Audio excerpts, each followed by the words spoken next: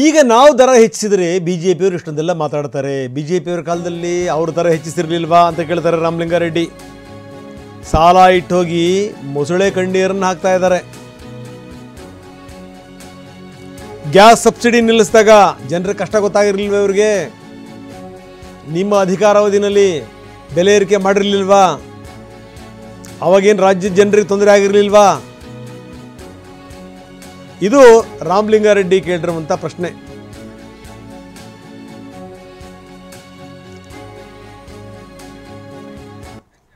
ಬನ್ನಿ, ರಾಮಲಿಂಗಾರೆಡ್ಡಿ ನಮ್ಮ ಪ್ರತಿನಿಧಿ ಸುನಿಲ್ ಜೊತೆ ಮಾತಾಡಿದ್ದಾರೆ. ಏನು ಹೇಳಿದ್ರು ನೋಡೋಣ. ಈಗಾಗಲೇ ಸಾರಿಗೆ ಸಚಿವರಂತ ರಾಮಲಿಂಗಾರೆಡ್ಡಿ ಅವರು ನಂಬಿಸಿದ್ದಾರೆ. ಬನ್ನಿ ನೇರವಾಗಿ ಅವರನ್ನ ಮಾತಾಡಿಸ್ತಾ ಹೋಗ್ತೀನಿ. ಈಗ ನಾವು ಟಿಕೆಟ್ ದರ ಏರಿಸಿದ್ರಿಂದ ಸಾರ್ವಜನಿಕರಿಗೆ ತೊಂದರೆ ಆಯಿತು ಅಂತಾರೆ. 2020ರಲ್ಲಿ ಜನವರಿ 26ನೇ ತಾರೀಕು 12% ಏರಿಸಿದಾಗ ಸಾರ್ವಜನಿಕರಿಗೆ ತೊಂದರೆ ಆಗಲಿಲ್ವಾ? ಡೀಸೆಲ್ ಬೆಲೆ 2014ರಲ್ಲಿ BMTC ಬೆಲೆ ಇದು ಟಿಕೆಟ್ ದರ ಏರಿಸಿದ್ದು, ಇದುವರೆಗೂ ಏರಿಸಿಲ್ಲ. 10-11 ವರ್ಷ ಆಯಿತು. ಆಗ ಪೆಟ್ರೋಲ್ ಬೆಲೆ ಡೀಸೆಲ್ ಬೆಲೆ 40 ರೂಪಾಯಿ ಇತ್ತು, ಈಗ 90 ರೂಪಾಯಿ ಆಗಿದೆ. ಅಟ್ಲೀಸ್ಟ್ ಮೋದಿಯವರ ಸರ್ಕಾರ ನಮ್ಮ ಪಬ್ಲಿಕ್ ಸೆಕ್ಟರ್ಸ್ ಬಸ್ಸುಗಳಿದೆಯಲ್ಲ, BMTC KSRTCಗೆ ಕನ್ಸೆಷನ್ ರೇಟಲ್ಲಿ ಡೀಸೆಲ್ ಬೆಲೆ ಕೊಟ್ಟರೆ, ನಮಗೆ ಡೀಸೆಲ್ ಕೊಟ್ಟರೆ ನಾವು ಕೂಡ ಖರ್ಚು ನಮಗೂ ಉಳಿಯುತ್ತೆ, ಆಗ ಸಾರ್ವಜನಿಕರಿಗೂ ಸಹಾಯ ಮಾಡಿ. ಮಹಿಳೆಯರಿಗೆ ಈಗಲೂ ಕೂಡ ಉಚಿತಾನೆ. ಇವತ್ತೇನು ಟಿಕೆಟ್ ದರ ಜಾಸ್ತಿ ಆಗಿದೆ, ಮಹಿಳೆಯರಿಗೂ ಆಗುತ್ತಲ್ಲ, ಅದು ಸರ್ಕಾರನೇ ಭರಿಸುತ್ತೆ. ಆಮೇಲೆ ಇವ್ರು ಯಾರು ಬಸ್ಸಲ್ಲಿ ಓಡಾಡ್ತಾರೆ BJPಯವರು, ಯಾರು ಇದನ್ನು ಶಕ್ತಿನ ಟೀಕೆ ಮಾಡ್ತಾರೆ ಗೊತ್ತಾ? ಬೆಂಜ್ ಕಾರಲ್ಲಿ ಓಡಾಡೋರು, ಬೆಂಗಳೂರಲ್ಲಿ ದೊಡ್ಡ ದೊಡ್ಡ ಬಾಡಿಗೆ ಬರೋವಂಥವ್ರು, ಮಹಡಿ ಮನೆಗಳಲ್ಲಿ ಇರ್ತಕ್ಕಂಥವ್ರು, ಅವರು ಟೀಕೆ ಮಾಡ್ತಾರೆ ಅಷ್ಟೇ. ನಮ್ಮ ಬಸ್ಸುಗಳಲ್ಲಿ 361 ಕೋಟಿ ಜನ ಮಹಿಳೆಯರು ಈ 1.5 ವರ್ಷದಲ್ಲಿ ಓಡಾಡಿದ್ದಾರೆ. ಇವು BJPಯವರು ಹೊಟ್ಟೆ ತುಂಬಿರೋರು ಆ ರೀತಿ ಮಾತಾಡ್ತಾರೆ ಅಷ್ಟೇ. ಸಾರ್ವಜನಿಕರಿಗೆ ಅವ್ರದ್ದು ಟೀಕೆ ಅವ್ರ ತಪ್ಪು ಅಂತ ನಾನು ಹೇಳೋದಿಲ್ಲ.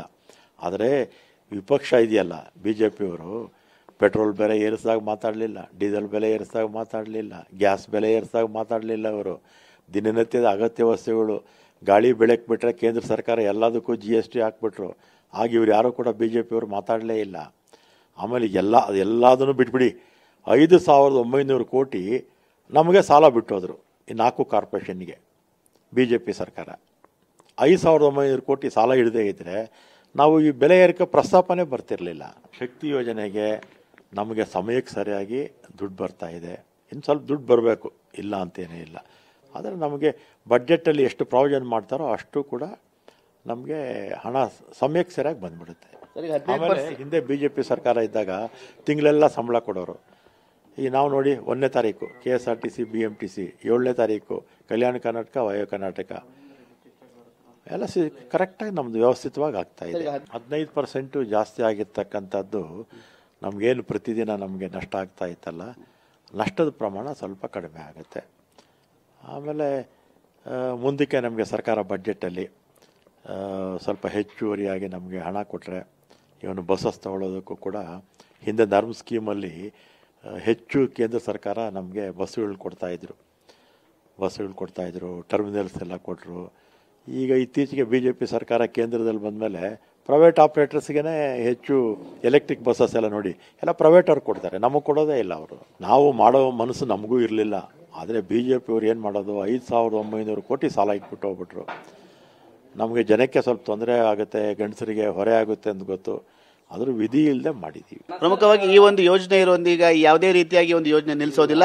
BJPಯವರು ಸಾಲವನ್ನು ಮಾಡಿದ ಆ ವಿಚಾರಕ್ಕೆ ಒಂದಷ್ಟು ಹೊರೆ ಆಗ್ತಿದೆ ಹೊರತಾಗಿ ಯಾವುದೇ ರೀತಿಯಾಗಿಲ್ಲ. ಮತ್ತೆ ಇದು ಒಂದಷ್ಟು ಅನುಕೂಲವಾಗಿತ್ತು, ಯಾವುದೇ ರೀತಿ ಗ್ಯಾರಂಟಿ ಯೋಜನೆ ನಿಲ್ಲಿಸುವಂತ ಮಾತಿಲ್ಲ ಅನ್ನೋ ವಿಚಾರವನ್ನು ಕೂಡ ಪ್ರಸ್ತಾಪ ಮಾಡಿದಂತೆ. ಕ್ಯಾಮರಾಮನ್ ವಾಲಿ ಜೊತೆ ಸುನಿಲ್, TV9 ಬೆಂಗಳೂರು.